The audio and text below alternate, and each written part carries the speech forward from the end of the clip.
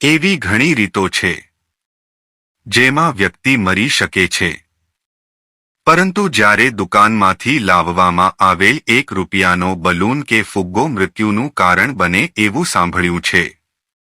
આવી જ એક ઘટના હાલ સામે આવી છે.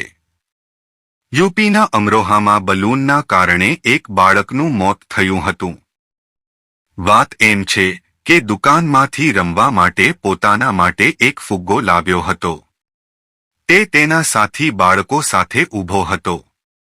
ત્યારે બલૂન ફૂલાવી રહ્યો હતો. ત્યારે તે અચાનક ફાટ્યો અને તેનો એક ટુકડો બાળકના ગળામાં જઈને શ્વાસનળીમાં અટવાઈ ગયો અને તેનો શ્વાસ રૂંધાવવા લાગ્યો હતો. મીડિયા રિપોર્ટ્સ અનુસાર બલૂનને કારણે મોતની આ ઘટના અમરોહાના ગજરૌલામાં બની હતી. મૃતક બાળક માત્ર 10 વર્ષનો હતો. તે 5મા ધોરણમાં ભણતો હતો.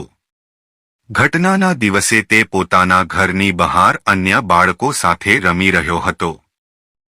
એ સમયે તે બાળક બલૂન ફૂલાવી રહ્યો હતો. ત્યારે અચાનક તે ફાટી ગયો, જેના કારણે બાળકના ગળામાં બલૂનનો ટુકડો ફસાઈ ગયો. બાળકને સખત દુખાવો થવા લાગ્યો. બાળક ચીસો પાડવા લાગ્યો. તેના પરિવારજનો ડોક્ટર પાસે દોડી આવ્યા હતા.